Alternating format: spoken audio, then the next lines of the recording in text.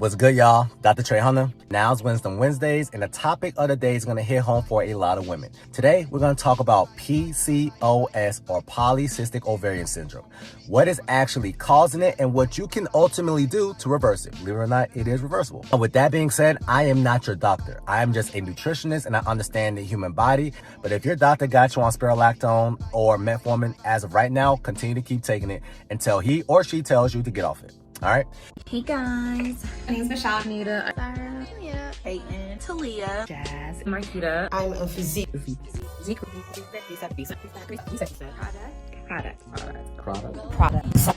Period. You love to see. So we already know about the menstrual cycle. There is the menstrual phase, which is day 0 for you.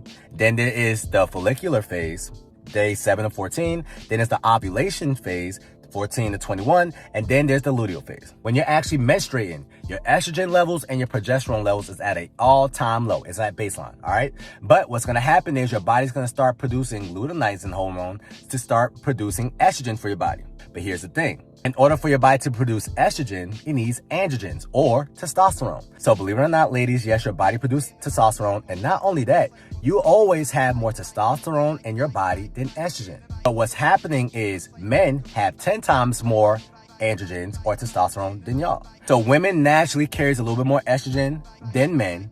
Men naturally produce more testosterone than estrogen, but when it's all said and done, we both have more testosterone in our body than the majority of the other hormones. When you're finally out your menstrual phase, now you're in your follicular phase. This is the phase when your body's starting to grow the eggs or your follicles, right? But what's happening is your follicles are growing, but then you don't ovulate. And you already know, in order for your body to ovulate, you need to be at an all-time high when it comes to your estrogen. Something is inhibiting your body from ovulating. What could it possibly be? It's going to be insulin. If you're somebody who has PCOS, that means you're in a state of hyperinsulinemia. And what's happening is in your body's producing this testosterone. The ovaries are not able to convert this testosterone to estrogen. That's what your body needs to go to the next phase to ovulate. What is causing our insulin to be so high all the time? Your lifestyle. What food you are putting in your body usually causes PCOS. Just to give you some statistics, PCOS didn't really exist in the 1950s. PCOS didn't really exist in the 1960s. PCOS is at an all-time high now, 60 years later. Why? This generation of humans, Americans to be specific, grew up in a time of convenience and processed foods. Processed foods didn't exist in 1950s. Processed foods started to come out in 1968. And now all they did is tweak it, they optimized it so it can taste better. And now instead of the average person eating whole foods, real foods that existed before me and you, we're starting to gravitate to processed foods, baked goods, enriched flour, pasta, etc. And the issue now is your body is spiking this insulin throughout your entire life. It started when you was a kid. Your mom probably had Pizza Fridays. We had McDonald's at least once a week. And I grew up in a household where our first meal was cereal or oatmeal. That's going to spike your insulin. The second meal, we're going to get it from school. We get in school lunch. So it's going to be pizza and fries if it's my choice, right? And then you come home and then your parents is finally cooking the best meal for you. Protein, a starch, rice, corn, peas, anything like that, and a vegetable. But if I had Doritos during the day, if I had a cookie during the day, if I went to the candy lady or if I went to the ice cream truck and grabbed some Skittles or some ice cream, plus the 2 meals I already had earlier, I told my body 4 times out of 5 to stay in a hyperinsulinemic state. Does that make sense? But your body's so resilient, it's not gonna take one incident for that to happen. It's not gonna take 1 year for that to happen. It takes a decade, just about, of you continue doing the same thing, not paying attention to your insulin levels, for you to accrue PCOS. But PCOS is ultimately insulin resistance of the ovaries. Just like diabetes is insulin resistance of the liver. Just like dementia is insulin resistance for the brain. Because if your insulin levels is high, that means you got a lot of glucose in your system. It's kind of like you have a suitcase, right? And you're about to go to Barbados, but you're about to go to Barbados for 2 weeks. Women like to overpack a little bit. Y'all got 4 different outfits for 1 day, all right? So imagine if you keep throwing clothes in a suitcase, right? If you throw about 5 outfits, you could close the suitcase, no problem. You're doing 10 outfits, okay. Now you can still close the suitcase, but now you gotta put a little bit more strength to close the suitcase. Now just imagine you try to put 20 different outfits and 4 different shoes inside the suitcase. Now you probably gotta sit on top of the suitcase just to close it. That's what's happening when it comes to insulin resistance. Your body is able to take in some sugar at a time, some glucose at a time, but when you process the sugar, when you're having flour, when you're having cookies, when you're having ice cream, your body is taking a boatload of sugar at one time and it wasn't anticipating it or it wasn't made to have that at that certain time. In your suitcase analogy, either A, you can get a bigger suitcase, or B, you better pray to God that it don't bust open. But now let's say you was able to fit your 20 outfits and your 4 shoes in a suitcase, but now you close it and you need your boyfriend to close it and everything, but now the zipper starts to break.